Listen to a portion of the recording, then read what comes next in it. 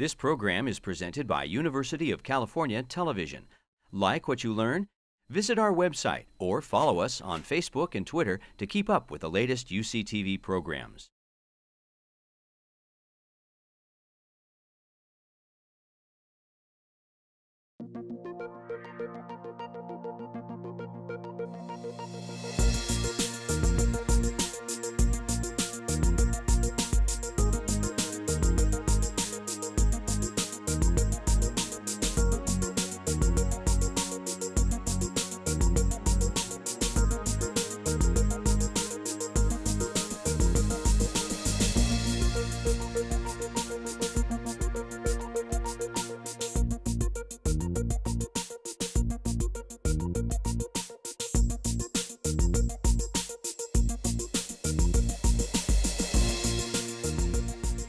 Good evening, everyone, and welcome.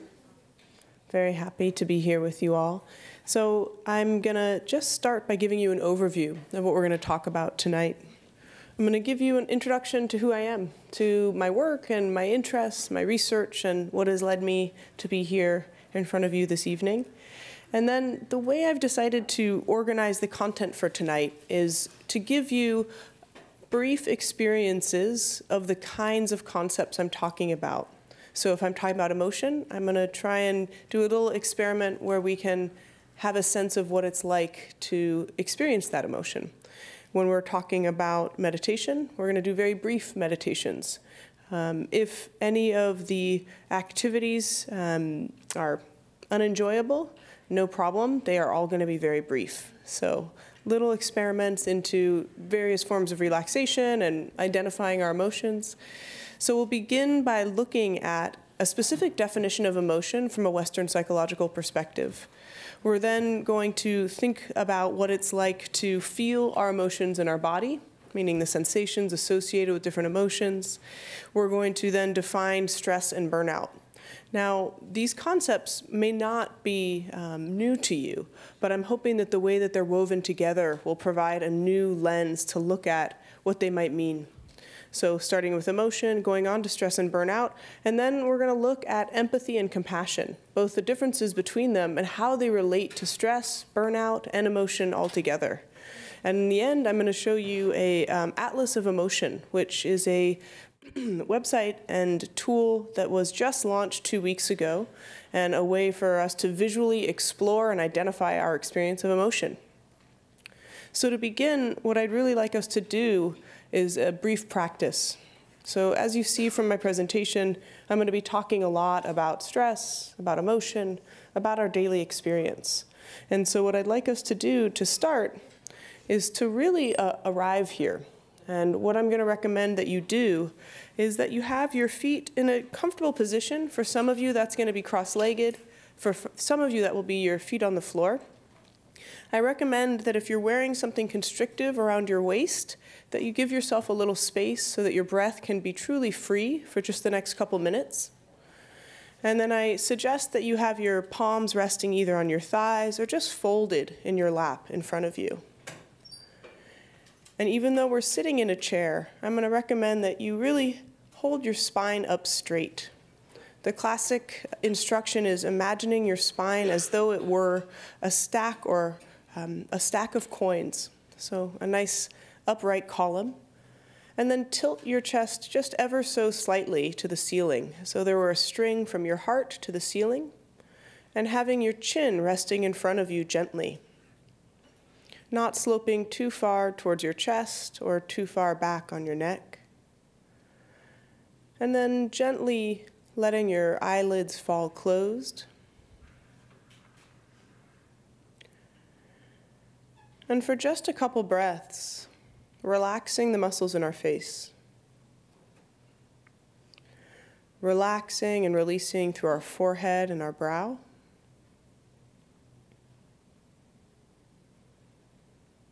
Relaxing and releasing around our eye sockets.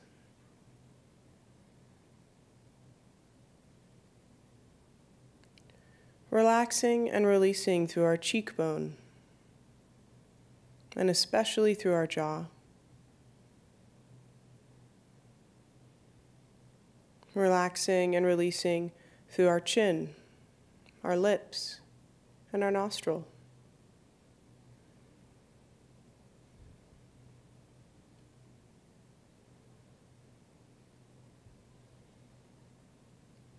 And for the next 5 breaths, we're going to balance paying attention and relaxing. Through our inhale, we pay attention to the sensations of our entire body breathing. And through our exhale, we relax and we release that attention.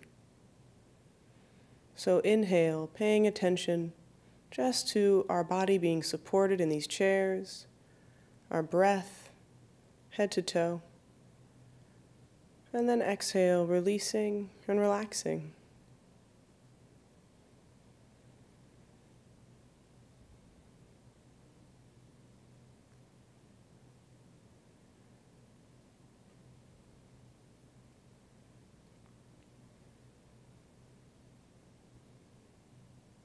And then gently shifting our attention to a narrower focus, just to the rise and the fall of our abdomen. Once again, through our inhale, paying close attention to the sensations of the skin stretching as our belly rises. And then once again, relaxing and releasing through that exhale.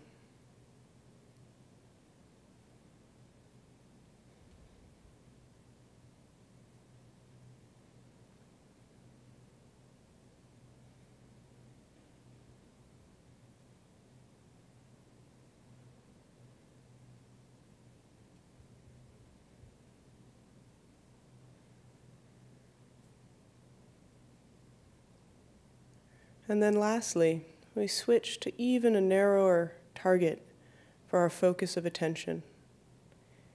Through our inhale, attending to the subtle sensations of breath as it travels in through our nostrils. And then once again on our exhale, just relaxing and releasing that attention.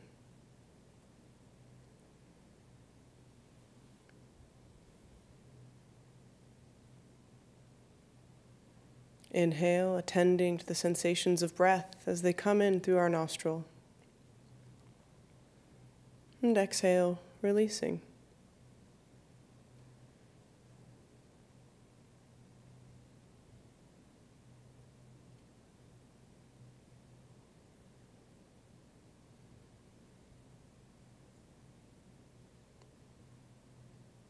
And just before we begin the rest of this session, bring to mind, what was your intention for coming here this evening?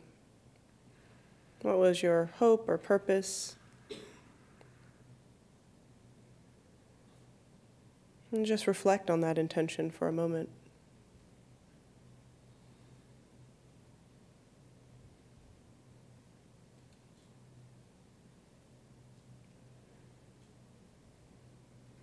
And then gently wiggling our fingers and toes and blinking our eyes back into the room. And just take a moment to notice if there's any difference in how you are now experiencing being here, any differences in your body, the way you feel. That was about a 5-minute meditation, and it's absolutely one that's beneficial to do sitting down and with someone guiding you in a formal way. But it's also one that you can try. I recommend with people I work with to try it pretty much any time you have about 3 free minutes. There's now pretty good evidence to show us that though we think when we have a break, looking at our phone is going to bring us some solace or some distraction, that very often it brings us increased anxiety and not a true break. However, if we can kind of reorient ourselves to just relax into our body, we have a really good chance of being able to get that refreshment that we're looking for. So this is a practice you can do in the elevator. You're just standing there, focusing on the breath, going to the abdomen, and going to the nostril. And the reason those transitions are suggested, or the reasons I found them useful in the work that I've been doing, is it gives you more of an anchor, more of a specific target. Often when we just try to close our eyes and relax, we find ourselves quickly taken away by an idea, by a to-do, maybe by a fond memory or maybe a difficult one.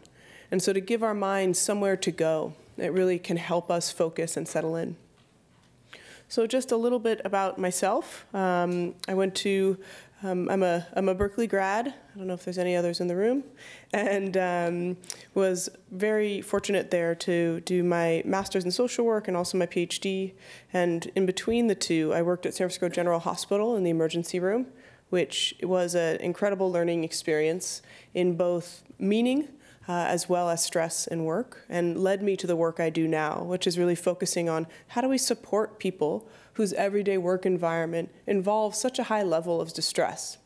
How do we help them support their integrity so that they can show up with compassion and they can not feel fatigued by their empathy?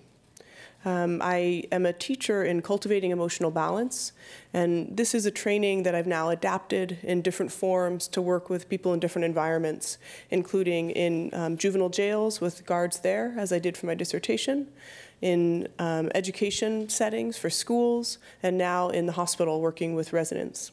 So cultivating emotional balance is a Western psychological approach that's paired with an Eastern contemplative perspective on emotion.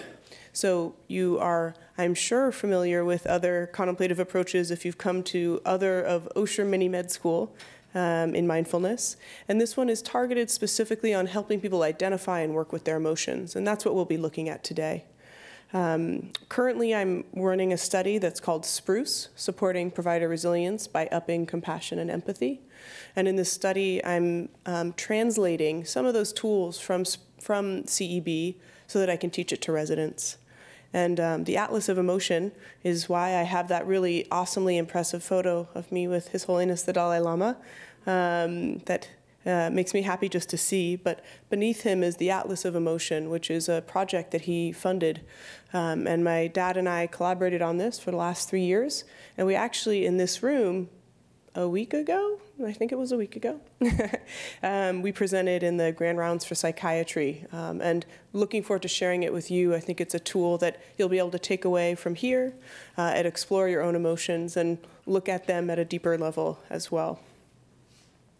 So let's start with a definition of emotion. When we think of emotion, what do we think of? What are some words that people feel when they think of emotion? Anyone? Energy. Energy. Anyone else? Feeling. Yeah. How about specific emotions? What ones come up for folks? Anger. Yeah. Maybe one or two more? Sadness. Joy. And joy. It's a pretty good representation. I'm glad joy came up. Sometimes I'll get people listing off, and it's like 25 in before an enjoyable emotion comes up. And indeed, emotions have an energy, right? There is a force behind them. In the second half of this definition, we see that emotions actually efficiently coordinate our response systems. So they are set up to help us respond to the world around us. And the first part of this definition helps us understand that emotion is a process. It's not just a kind of unidimensional event. I was sad. There is a trigger to our sadness, there's an experience of our sadness, and there's a response to that sad feeling. And when we help ourselves unpack that process, we can gain a little more understanding and awareness of our emotion. I'll give you a sneak preview. I'm going to be talking about awareness of emotion throughout. I think it's really a skill that can benefit us in a variety of ways. Now, we're not always emotional. We are emotional in response to something important to our welfare. And what does that mean? Well, it can be unique to each one of us. Something important to me is that my cousin is here joining us for this event tonight. But for the rest of you in this room, who's that guy, right? Doesn't matter. So what is important to us can be very unique. The triggers are specific. There are, of course, universal triggers. If there was a fire alarm, it would be universally triggering for us to be like, okay, now what next? Maybe fear, maybe irritation. It could be a variety of responses, but a trigger that would be universal. Emotions have a variety of dimensions. They are expressed on the face. They are emerging from external and internal stimulus. This one deserves a little unpacking.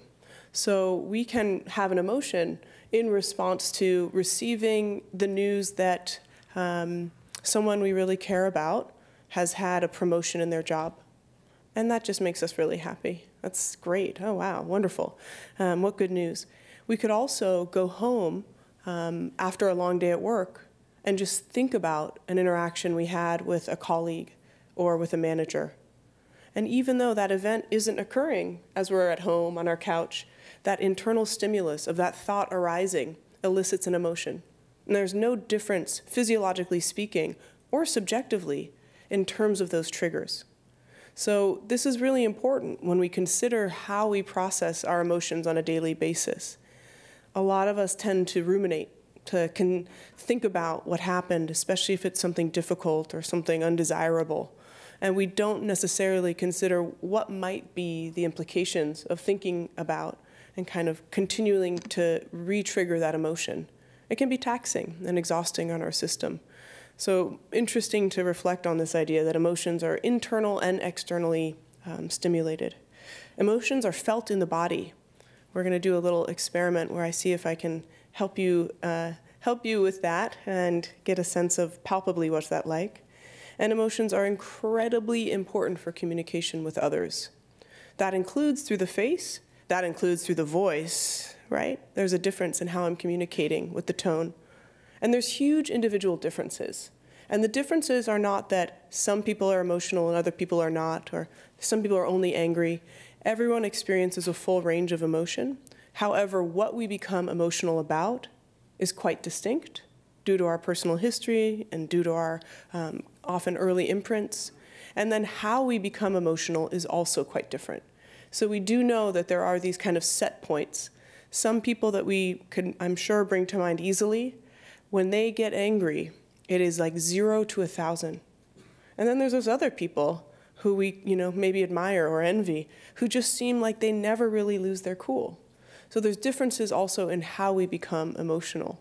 And that is, the kind of dynamic intersection between how we were raised, what was going on around us in that environment, genetic predisposition, and any effortful work we've done to manage our emotions over time. So with this next image, just imagine these are your coworkers, and you've just told them that you were engaged to be married. So at best, we have the lower corner, right? But you might think that no one thought this was a good idea.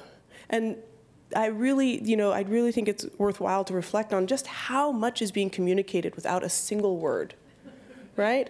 Both what we are communicating through our face and what others are showing us. And these are universal. So my dad is a pretty well-known research psychologist, Paul Ekman, and he discovered these universal facial expressions, that there was actually a common language for 7 main expressions of emotion. We named a couple. We had anger, sadness, joy. Anyone else? Disgust, yeah. Fear, surprise, and we did sad. Affection. Oh, that's a nice one. There's not a universal signal. Yeah, the last one is a hard one to imagine, but it's contempt. Why on earth would we have that so kind of instantiated in our library? It's a very good one for social group dynamics. So showing contempt is a way of shaming someone. And shaming is an effective way of kind of keeping social norms. I'm going to not say that. Shaming is not an effective way, but it is one way. And I think kind of showing someone contempt is showing them, how could you be doing this? And can give them a little pause and hopefully change their behavior. So now we're going to move on to our next experience of emotion. And I'm going to ask you, once again, to close your eyes. Don't need to get in a formal position this time, but you're going to close your eyes. And I'm just going to ask you to focus on the felt experience here.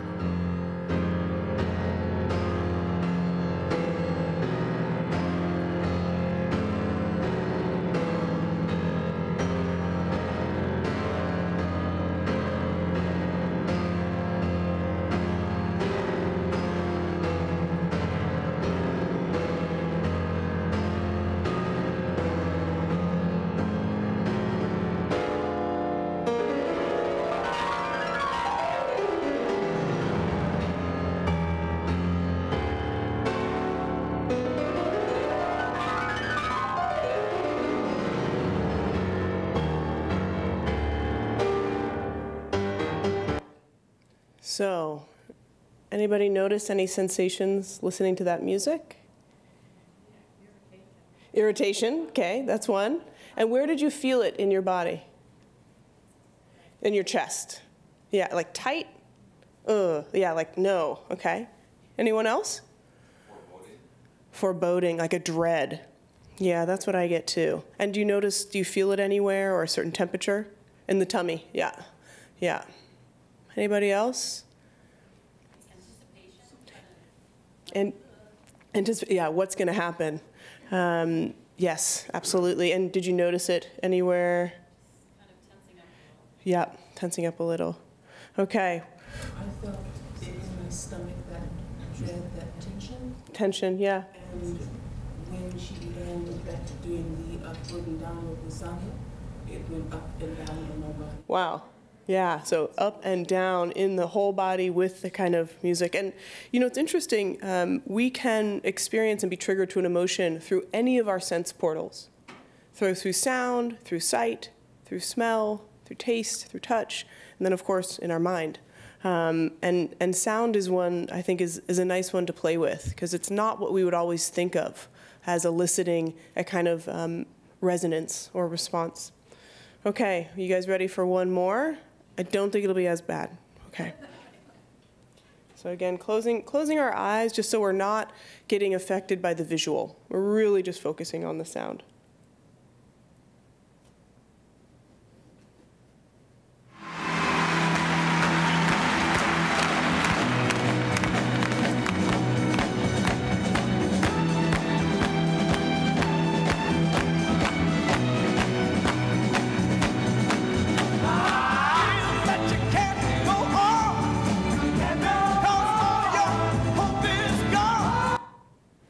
Okay, that stopped abruptly, but any differences in how people felt hearing that?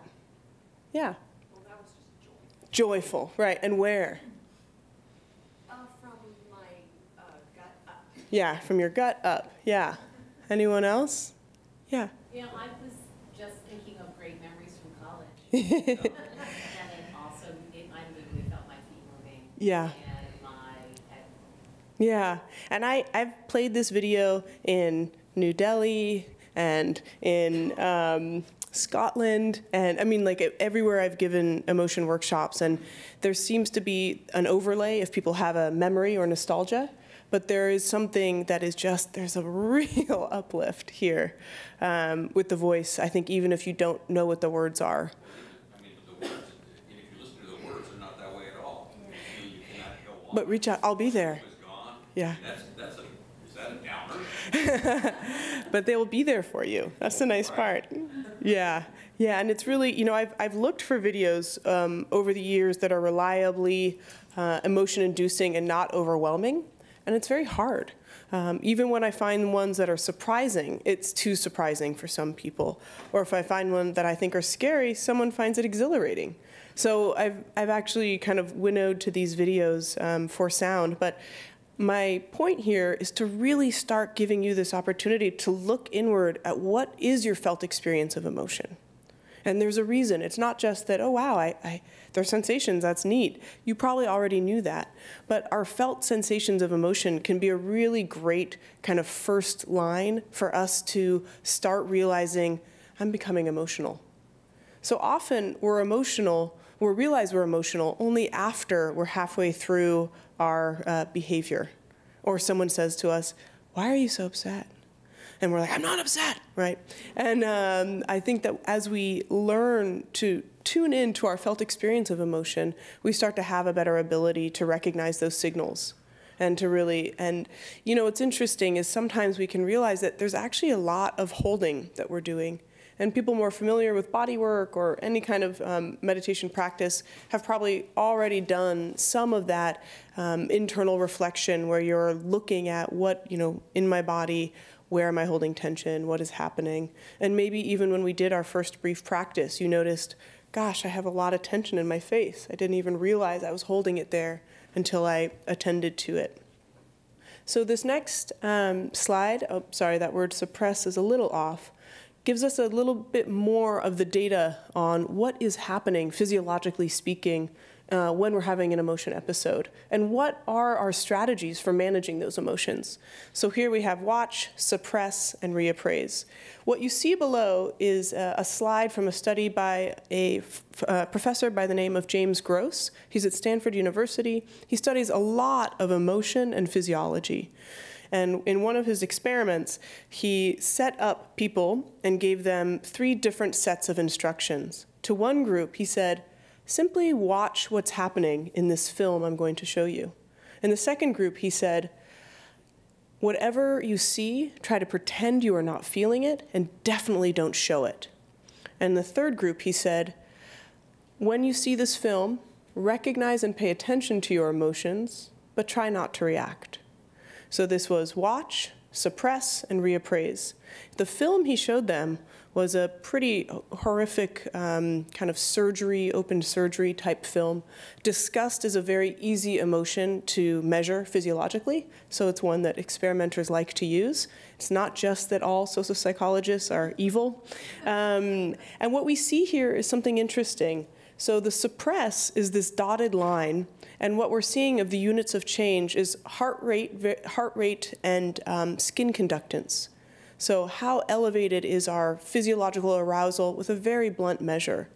And even when these people are told to suppress, they are having a higher arousal than the people told simply to watch or to reappraise. And as the film and its difficulty is being displayed, these people who are suppressing and not showing anything and supposedly not feeling anything are actually having a physiological higher arousal. They're getting more drained and more stressed. So what's interesting about this, especially in terms of why pay attention to our emotions, aren't those the things we just keep under the bed? I had someone in the UK, my friend's grandmother.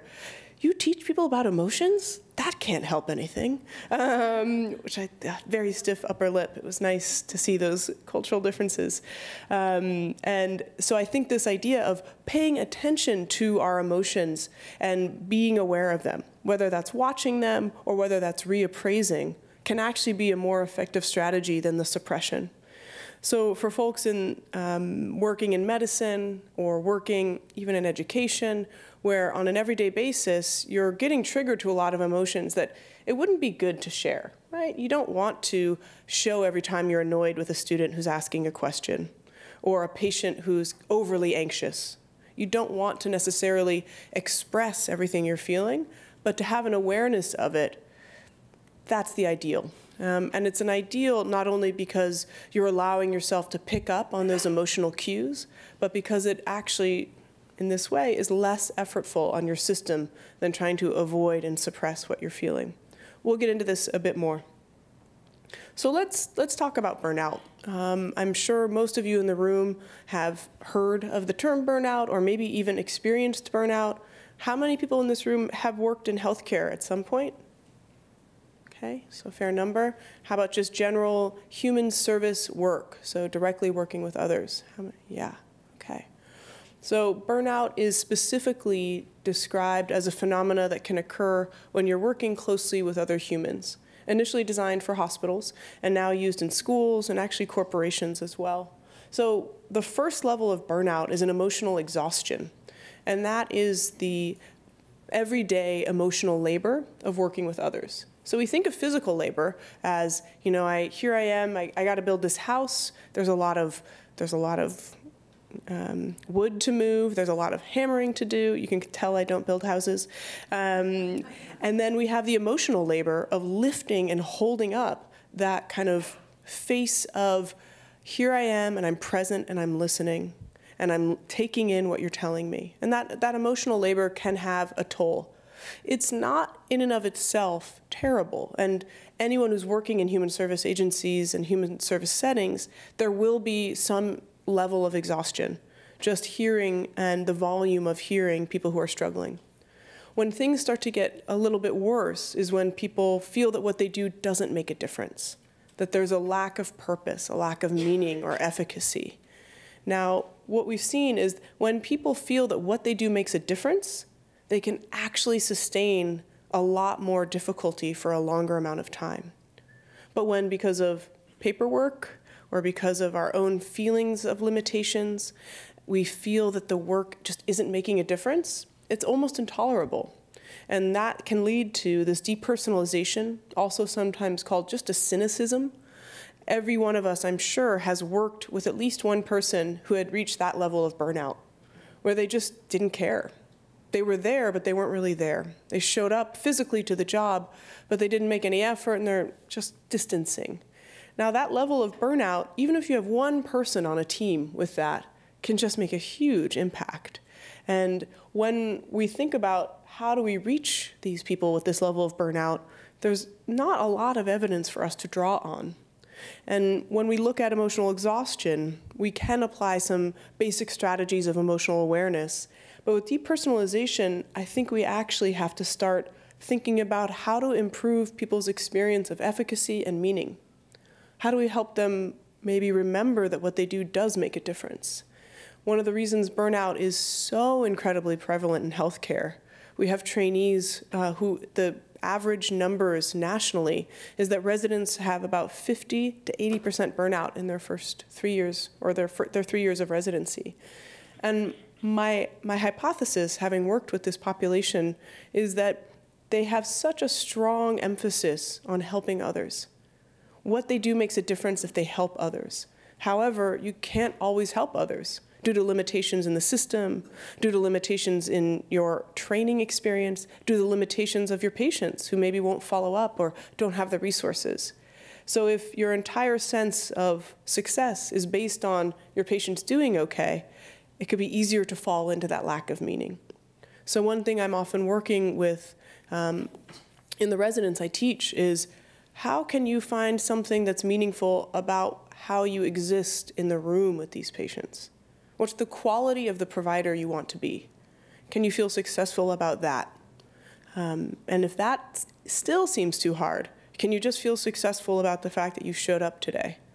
So this definite reappraisal of how can I consider and reflect on what I'm doing so that there's some meaning, some purpose in it. So what is the relationship then between emotion and burnout and stress? So here there's a schematic that represents a little bit of what we know in terms of how our over-arousal of emotion leads to stress. So what we know is that emotion, when it has a high intensity and a density, meaning we're not expressing it, we're holding it in. So high intensity, high density, and high frequency is what leads to our over-arousal of stress. And it's interesting, we have some stress physiology researchers here at UCSF, a whole lab that Wendy Berry-Mendez runs, and you would think that emotion and stress were these completely different entities, and yet there's no difference. Underneath our stress is an emotion.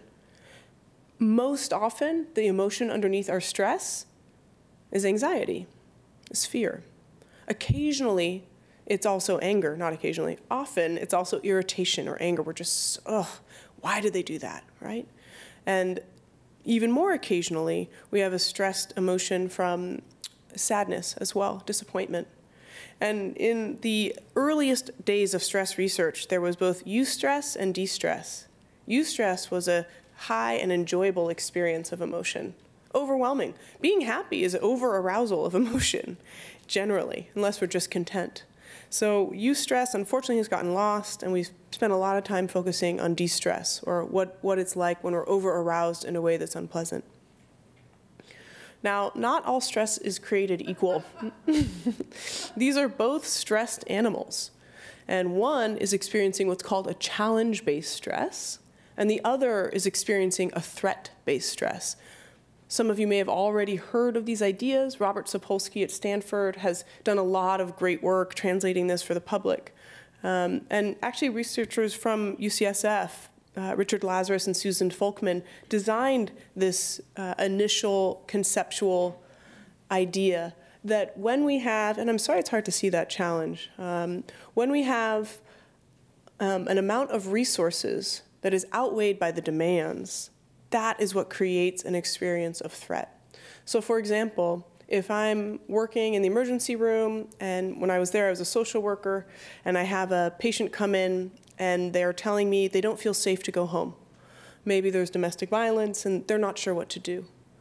Now, if I feel that I've had a history of working with cases like this, I'm working with a great team, I feel like I can build rapport and make this work, then the demands are, I have enough resources to meet them. And I'm actually in this kind of optimal area of performance. It's called a good stress.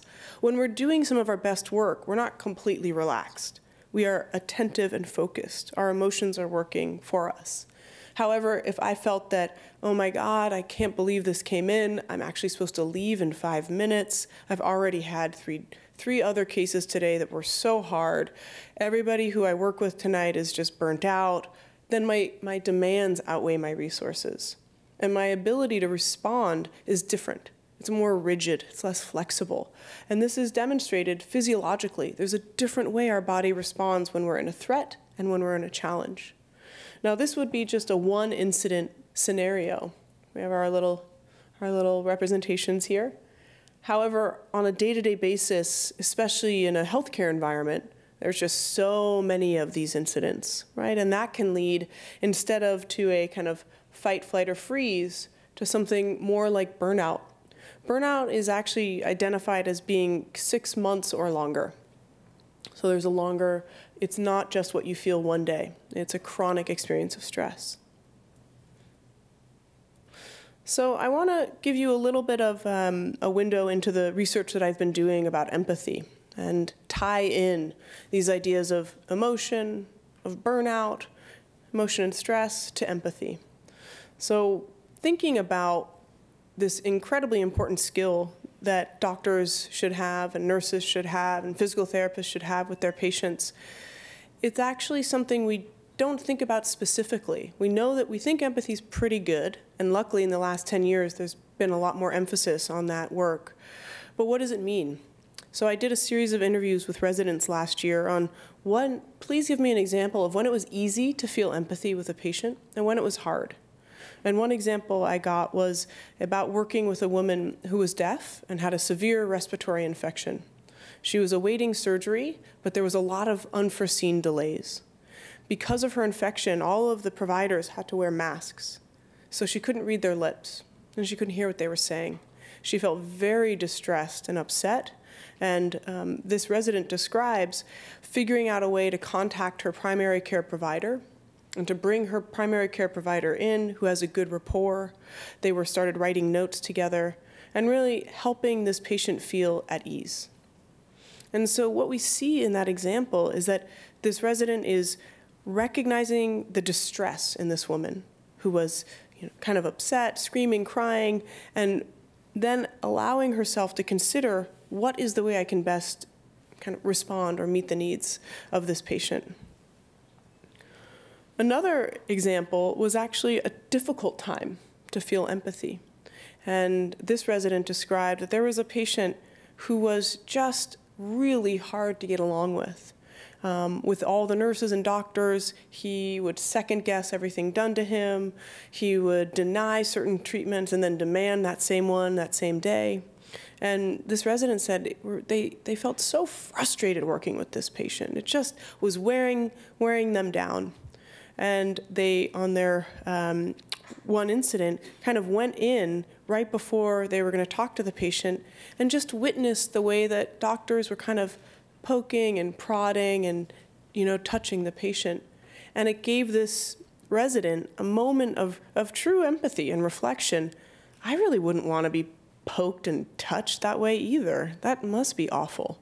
And after that kind of realization, they found that what was a very difficult to empathize with patient was someone they could really relate to, someone who didn't want to be pushed around or just told what to do and talked over. And so I thought that was two nice examples of empathy, and two nice examples of empathy that show us that authentic empathy doesn't mean being a marshmallow. I think people assume when I say, oh, be empathic, it means always being nice, or it means just kind of holding someone's hand by the bedside. They're often, it's a precision tool, and there are specific skills. And what we need to do is train ourselves to be able to not only identify what's happening to someone, but learn how to respond in a way that is both attended to that person, but not losing ourselves in the distress of that person and what's happening to them. So this is where we're going to bring in the relationship between empathy and stress. So with empathy, we have two parts happening at once. Empathy is our immediate emotional response, like we had to the music, like you would have if you even heard a baby crying. And in fact, infants, the earliest empathy we have is the empathy of newborns crying with one another. It's a very early empathy study. And we have this emotional affective resonance of there is distress, I feel distress. And we're actually hardwired head to toe for this. Now, the second aspect of empathy is our why, what's happening, our determination to understand and figure it out. So these are the two components of empathy. You see here I'm putting professional empathy. I'll add in another aspect of what it means for us to then act on this empathy. So in a more kind of ideal way, this emotional resonance and this perspective taking and appraisal would lead us to have an empathic response. And that empathic response could vary from, as I mentioned in the example, finding a primary care doctor for a distressed patient, or simply witnessing and noticing what was happening to your patient so you could interact with them in a healthier way. But with empathic response, I'm really suggesting that this doesn't have to be acting. It can just be a stance, a desire for compassion. So this inactive compassion is a term coined by Roshi Joan Halifax, and she runs a center called Upaya, in which she trains doctors who work with the dying to really essentially kind of pump up their compassion. It's like a gymnasium of compassion. The idea being, if we can, at our every turn and every corner, approach a situation with compassion, then we will be able to respond meaningfully to our patients. What's interesting here is that this actually is something we can do. So remember how I was saying with burnout, there's this difficulty of, well, I can't actually help this person. And actually, I see that they're upset. I resonate to their distress, and I know what they need, and I can't help them. We can have an empathic response, just one of caring, one of compassion, and that can be our doing. That can be, oftentimes we can react. We can make an extra phone call. We can help out. But when we can't, we can have an open stance of compassion. Now, this is a leap of faith.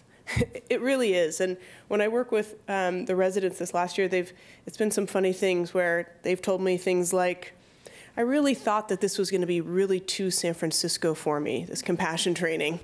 But it's not like I have that many options. So, really, what are your options? You see someone suffering, you recognize the need, you can't help them. What do? You just try. She was talking about how silly she felt wishing someone well.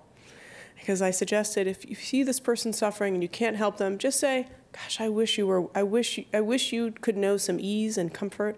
I wish you felt better. She said it just helped her from bringing that then to the next case, or feeling irritated or feeling frustrated. Now, another thing, unfortunately, that can occur with empathy is we have this resonance, we have this appraisal, except that appraisal is, well, yeah, that person's suffering, but I've already seen them twice this week in the ER. If they really wanted to get help, they wouldn't keep drinking. It's their fault.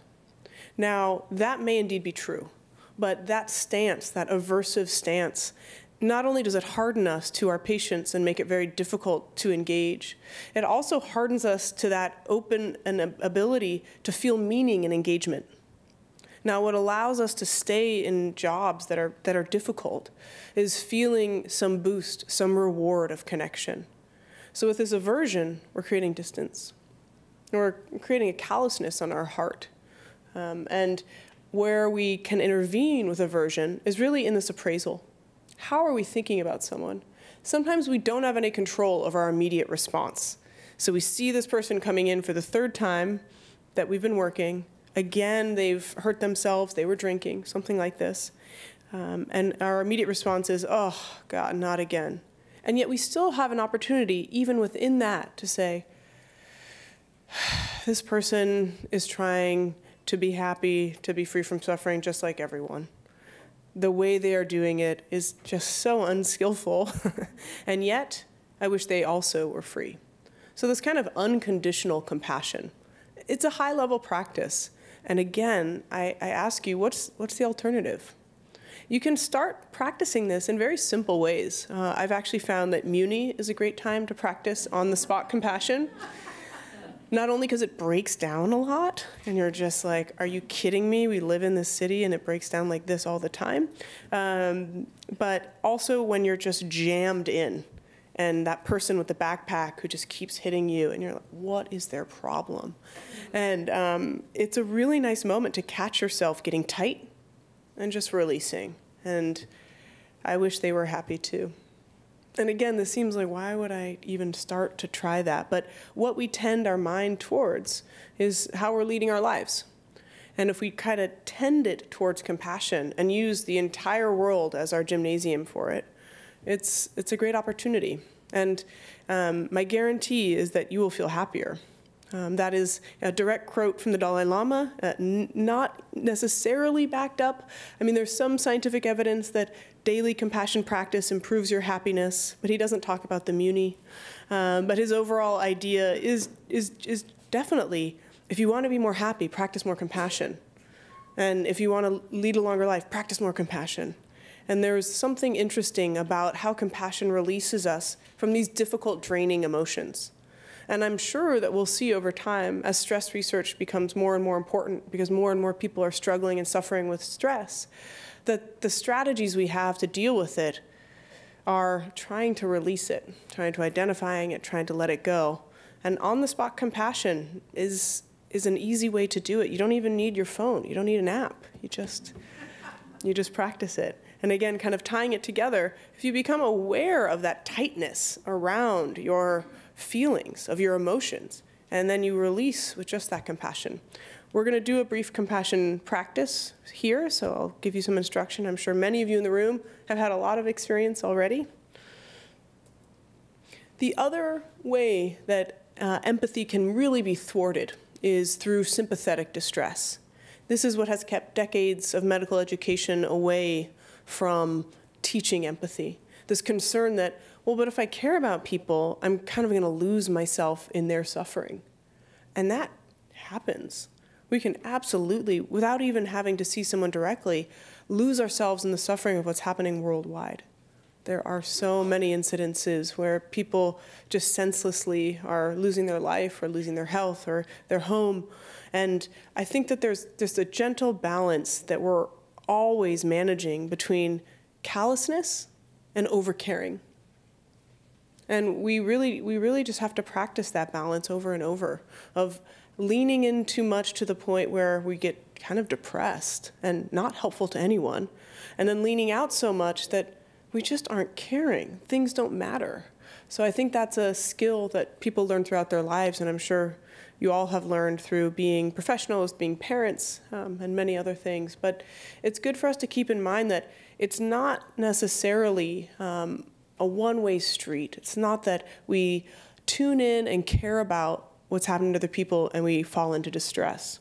The other option is that we tune in and we care about people with a stance of compassion. And there's been great research recently by a neuroscientist by the name of Tanya Singer around the difference between compassion fatigue and empathy fatigue. So compassion fatigue, or compassionate burnout, has been a term for a long time, and she's really suggesting that we shift our terms. We can have empathic fatigue, a fatigue of losing ourselves in the emotions with others, but our compassion actually is boundless. And we can continue to exercise it, continue to try to practice it, and that it might be, in fact, a solution to that fatigue. And don't take my word for it. Try it on the Muni, or try it at home. So the basic theory here, empathy can lead to empathic distress, aversion, avoidance, and burnout. But empathy can also lead to compassion and meaning, connection and work. So what I've been teaching and what I've been doing here at UCSF is this program supporting provider resilience by upping compassion and empathy. And for this, I did a pre-assessment of talking with folks in different residency programs, talking with residents, meeting with a group of patient families, and asking them, What is it like when your provider is empathic or not?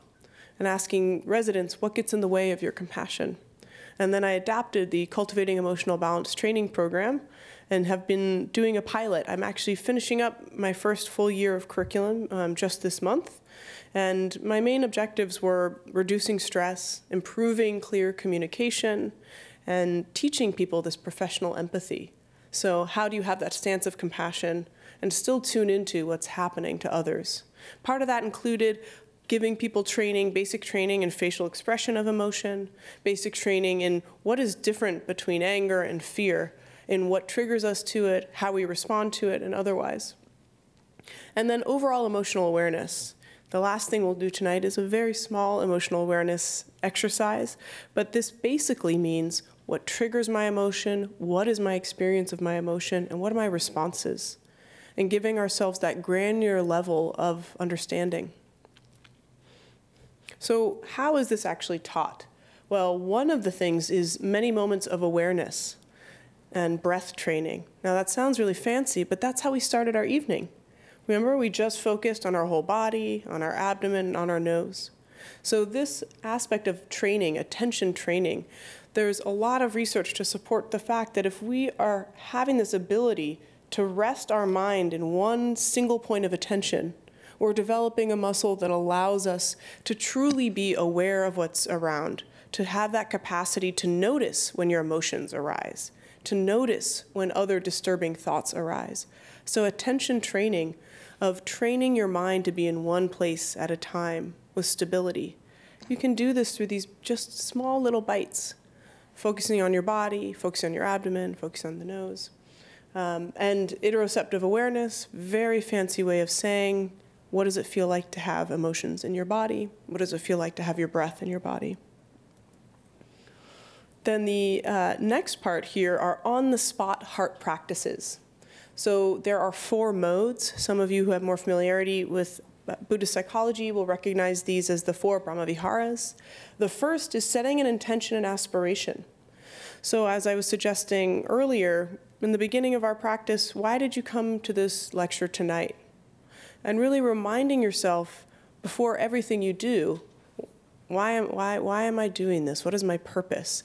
I've had a resident tell me that in between patients, before she opens the door, she tries to remind herself, I am here to be a compassionate presence in between each patient. So just setting that intention doesn't have to be formally sitting in a practice. You can just, again, have a mindfulness of bringing this to mind.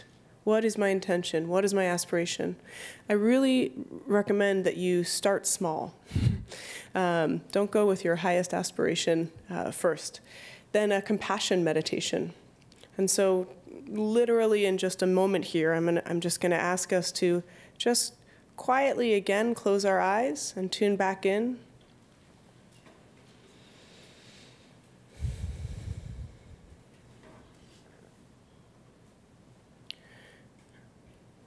And as an easy practice for this target, I'm just going to ask you to bring to mind a friend or loved one, someone who we know is going through a hard time, struggling, maybe with health or finance or professional.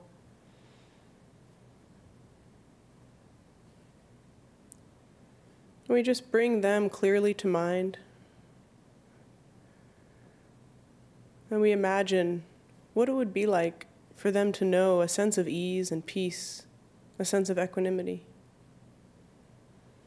And on our next breath, we simply draw in that wish and intention of compassion for them.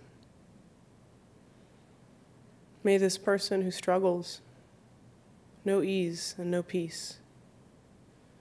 May this person who struggles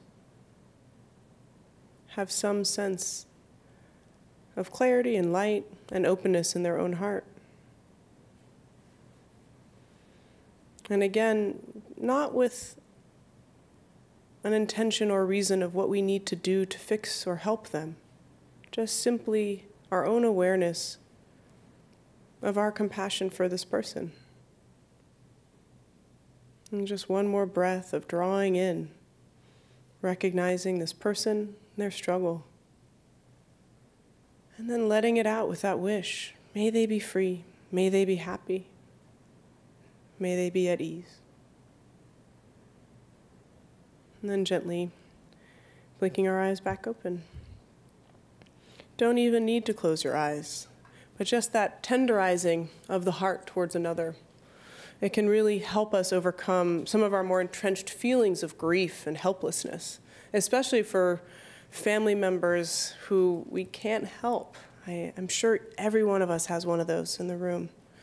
And we can just spin our wheels endlessly, wishing that we could change something about their decisions or their physical health or whatever it is. With the joy practice, this is a really nice one, just attending to and tuning into the goodness around you at all times. This is especially useful when you're just feeling worn out. You don't really even have a feeling of wanting to set an intention or aspiration. And you just notice and look around, and you see just so much goodness, so much sweetness between people. Working the ER, I would just see just the tenderness between patients who didn't even know each other, comforting each other in the waiting room. Just small things, tending our mind towards that. We can do that as a formal practice at the end of the day. What did I see today that reminded me that things are basically good, basically okay? There's a great deal of research on gratitude. If you just Google gratitude research, many special forms and programs you could try. And then balance is this idea of when we have a moment of not doing something, can we just rest in that moment, not move on? Not do the next thing. And training in that is actually the hardest and highest level practice. So I was telling you about this on-the-spot emotion awareness. I developed an app. I know I was just saying you don't need an app, and yet here I am in Silicon Valley. So why not? And I do think for residents who, unless they're reminded to do it, like many of us in a busy day, it just is not going to happen. And I asked them a couple times a day to tell me about the trigger of their emotion, to what they felt and what they did, and did that for a couple of weeks. So I'm just going to ask you, does anyone here remember their most recent experience of emotion? And if you do, you can just, I think, well, we'll do it personally so we can do it efficiently. So if you remember your most recent episode, it could have been irritation or sadness. Do you remember what triggered it? Who was involved? What was happening? Do you remember what you felt in your body when it was happening? And then what was your response? Very simple set of questions. But if we do that a couple times a day and just tune in, we get, again, that greater granularity of understanding of what are our emotions, what's happening. So the last thing I'm going to show you is this Atlas of Emotion. So this is a quote that launched the whole project. In order to find the new world, we needed a map. To find emotional awareness, we needed a new kind of map. So I'm going to show you. This is the Atlas of Emotion. It's online and it's free. And which emotion do we want to look at? We only get to choose one for now. Anybody? Enjoyment. Oh, so enjoyment. So what we see is a basic definition, and then we get to get a sense of all the various states of enjoyment, from rejoicing, right? And what warm, uplifting feeling, all the way, naches, any of members of the tribe in the room, means the enjoyment specifically of your offspring doing well, right? Such a specific enjoyment. To relief, such a different kind of experience, still an enjoyable emotion. And then we look not only at the states, we look at what are the likely actions or responses to these emotional states. So difference between excitement and ecstasy, and here with sensory pleasures. And then we also see, this as I was describing, that these emotions exist in a timeline, that there's a trigger to the emotion. There are, social interactions or things that are more specific, universal and learned triggers. There's our perception. Do I like playing badminton? Is that actually going to be a trigger for me? Well, if I perceive it because of my unique experience to be so, indeed. And then there's our response to emotion, which includes those states and actions. So we have this with each emotion. So for example, with fear, we see a whole other set of difficult emotions most often that lead to different states and different ways that we act. So I invite you to check this out online and share it with friends, and very excited I got to show it to you all here. So for my last slide, thank you for your attention. It really cracks me up. We had a meeting in Anaheim, and they put these hats on us. But thank you very much. Looking forward to your questions.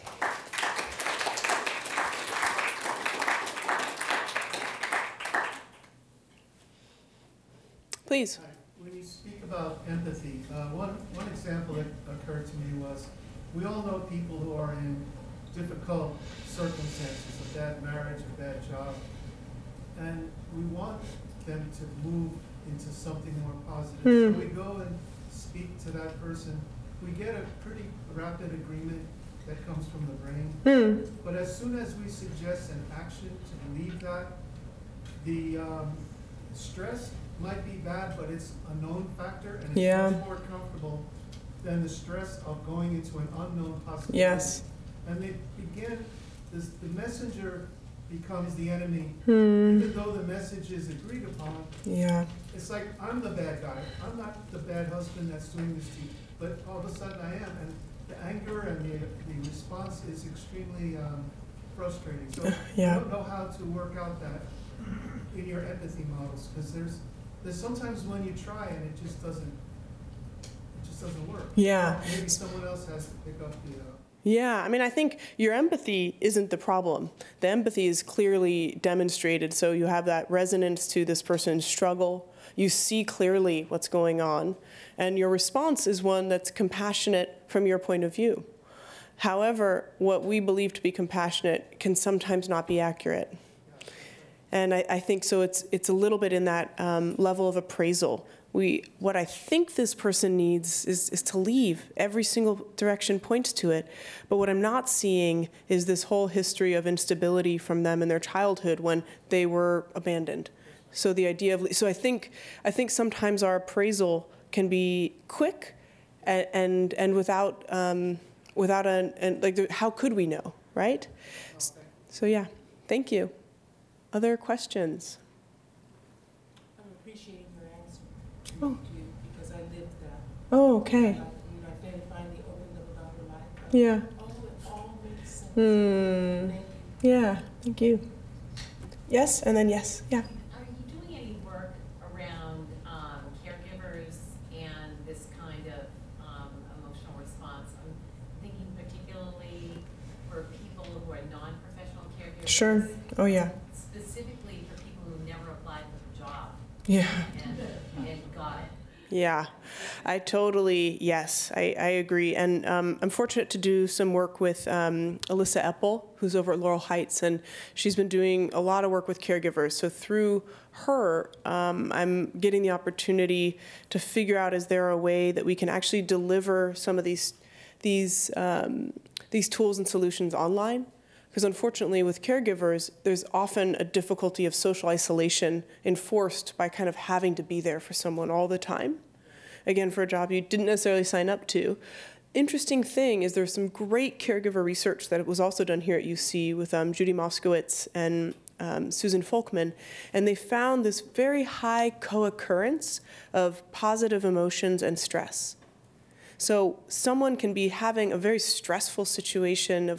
They did a whole study with caregivers of patients with HIV and AIDS. And what they found was those caregivers who felt that what they did made a difference, again, that kind of, this matters, were able to experience some joyful emotion throughout their difficult day.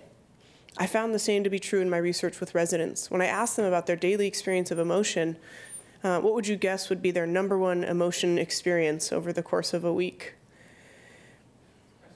Yeah, frustration. Their number one, that was more than half, or actually 20%, was peaceful, and then other enjoyable emotions, with 50% of reported emotion, followed up by frustration and annoyance. But there was this kind of moments where things were okay, that they felt like what they did was valuable or towards a goal. So I think one of the great strategies of working with caregivers is really helping them with that sense of meaning, especially hard with patients with prefrontal dementia. So Bob Levinson at Berkeley does a lot of work in trying to help understand what goes on when the patient no longer projects facial expression of emotion and doesn't read facial expression of emotion. That makes the caregiver's job just much harder. And so I think really having and helping train people, again, into those more intrinsic senses of meaning in those cases, you're not going to get the feedback of, thank you for making me 3 meals a day and being here all the time. That may not be available. So, yeah. But I just think listening to you describe the process Sure. would be invaluable. Yeah. People who just, because so much of it is just automatic. Yeah. So I hope if you're going to do it online or locally, Yeah. that you'll help. It's a great idea. Yeah, I've done some trainings for Zen Hospice with home health nurses, and they choose it a little bit, but they don't get the training. So yeah, I think that's a great idea. Thanks. Yes.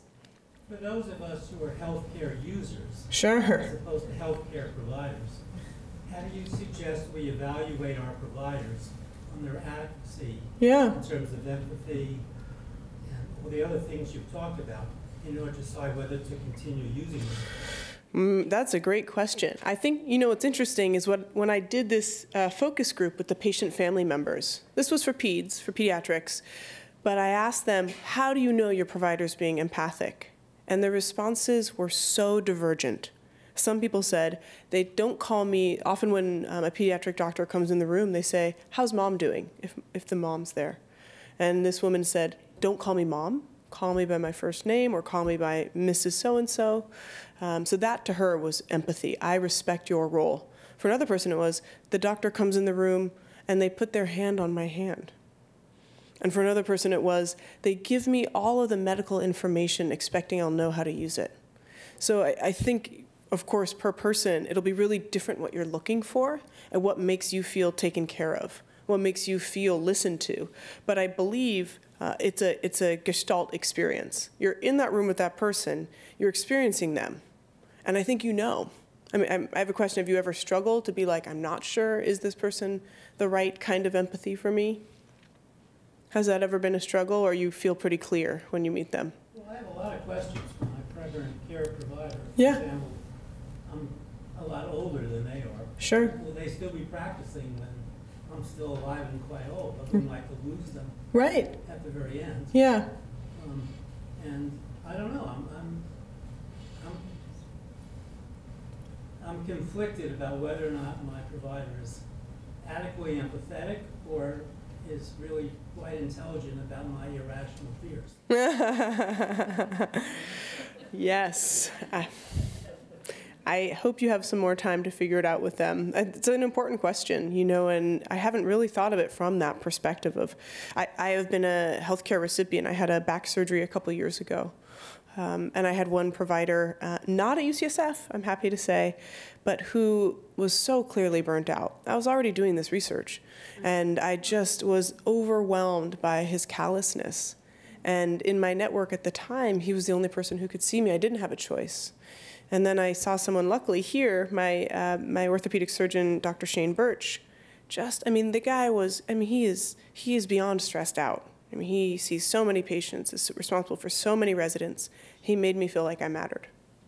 He really did, and it was very simple.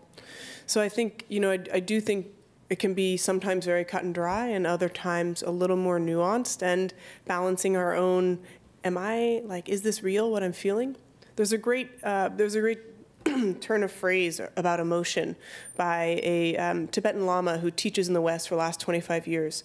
And he says, our emotions, they can be real and yet not true. So that fear that you're experiencing of your provider, it's a real fear. Is it true? Is it based in reality? And sometimes the work we need to do with our emotional experiences is make that important distinction. It's not that it isn't important, right? Oh, I'm feeling this. This is a real emotion and it matters. But is it true? Is it true to this reality? We often import our experiences of emotion from early times in our life. So, Do you think conflicts in that regard lead to bad outcomes? conflicts in which regard? Lack of good communication with the provider? Oh, yeah, of course. Yeah, I mean, there is one study that's like endlessly cited because less empathy in provider was equated with higher malpractice suits. That's when medical education really started getting excited about empathy, and I'm grateful for it. It's hard to prove. It's a hard area of research. There's not, unless we had both patients and doctors wearing GoPros on their head, it will be really hard to evaluate empathy. We're asking people, are you empathic? I mean, that's a tough one. And then you're asking the patients, and unfortunately, there's a very positive, or fortunately, there's a pretty positive skew for the people who do respond. People who do respond to these surveys say they really like their providers, but that's like 11%. So, yeah. I've been involved in assisting a friend with a very serious medical issue and watching that person's oncologist. And this oncologist is a high-ranking oncologist in that physician's field. And yet I felt in watching their interaction, which I was privileged to do with the request of the patient, my friend, that there was a lack of empathy and compassion. And so I guess my question is it an either-or choice? You know, either you have these wonderful technical skills and knowledge. No, yeah, I hear your question. Yeah, yeah. No, I think that's such a good question. Like, if you're empathic, does that mean that you maybe are not as good at your job? And I think that that's a common belief. Like, there's no way someone could care that much and still be really on top of what they're doing. And for sure with surgeons still believe and will hold true that empathy would get in the way of my job.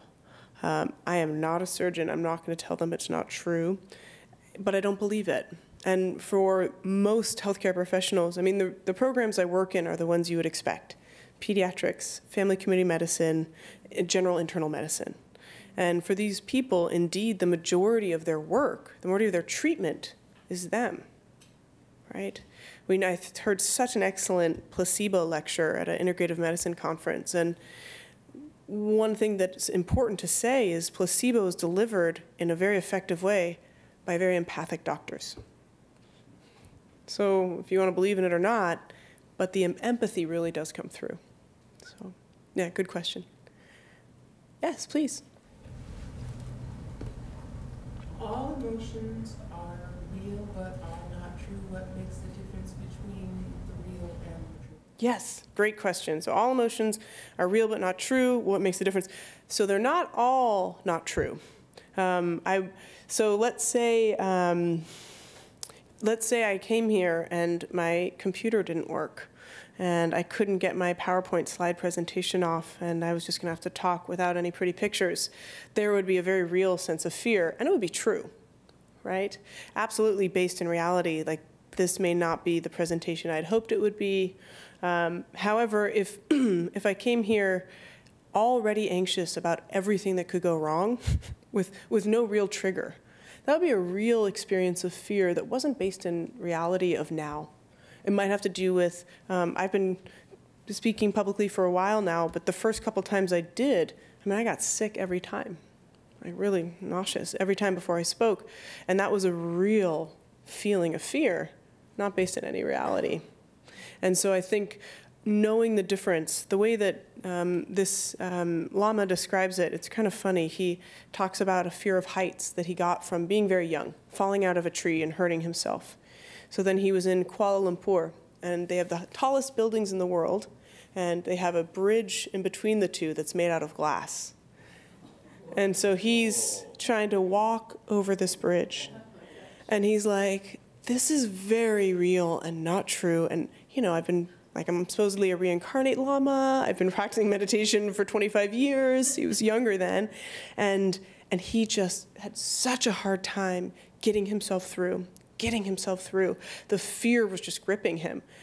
I think about this more, I mean, in relationships. We've been through bad relationships, we've had breakups, difficulty, and we can have that very real fear that prevents us from moving forward.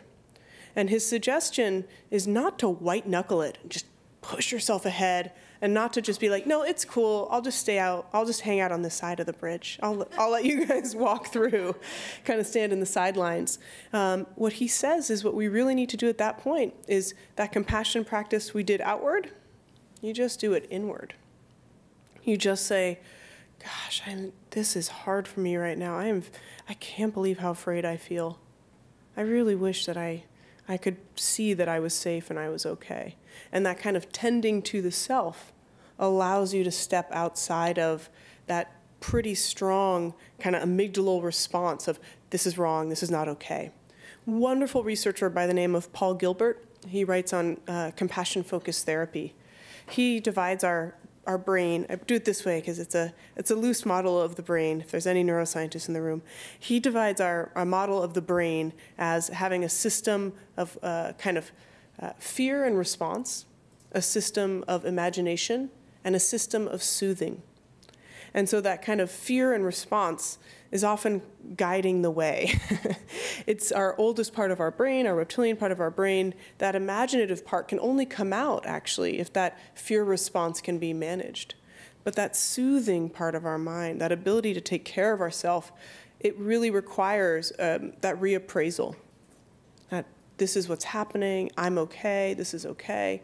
And interestingly, reappraisal really is in our earlier or our newer part of our brain, in a kind of prefrontal cortex area. It doesn't really matter where it is, but it does require that some effortful training. It's our fear response, we need no training. Effortful reappraisal, we need training. My last major emotion I experienced in your lecture. I remember my birth, and it was traumatic for me. And the image of the surgeons go up the yeah. That was my memory of my birth, minus the person in the upper left. Wow. So it hit me, and I just went, what the? Reappraise, stop. This is not the experience. You've already processed this, but it is still affecting you. And yeah. everything you're saying, I had to go through. Yeah. Down to when I got to the breathing and the nose, feeling it in the nose. I finally reached that point, and then your slide came. I was like, okay, doing the right things. What you're teaching is not only extremely important, it makes a difference in the quality of life. It's huge. Thank you. The ability to sit through this lecture and practicing what you're teaching. I'm so glad. I am too. Thank you. Thank you. Do Yes. you know if the Osher Center for Integrated Medicine has training in these skills? And if so, how does one go about it? Yeah. Funny you should ask. It's like I planted you in the audience. I'm starting an 8-week training June 27th, and it will be Monday evenings. And the sign-up is online, and it's the full version of the Cultivating Emotional Balance course, so not the one that I adapt for students that's short. And in that, it's 7 to 9, and it's 8 Mondays and 1 day of a full retreat. Mount Zion. At Mount Zion. Yeah. So there's and they have many other programs as well. But yeah. Well, 2 questions. What would we search under to get access to what you've been talking about? Sure. The slides or general? The slides, I sent them this morning, so they're online, I think, already, under the Mini Med School website. I have a website, if you Google my name, and I have a lot of online teachings and the papers I've published and things of that sort. Yeah, it's, here, let's go to the beginning here. But it's, but there's, luckily, living in San Francisco, there's so many options to learn these skills. There's a lot of people teaching. Oops, there we go. And my question is, what do you think of faking it as a strategy? Give me an example. Just not having to deal with somebody Sure. in a professional setting. Yeah. And needing to listen. Totally. and to figure out what's the best advice to give to them, but just not feeling like you want to do it. Totally. Yeah, it's a great question. So he asked about faking it.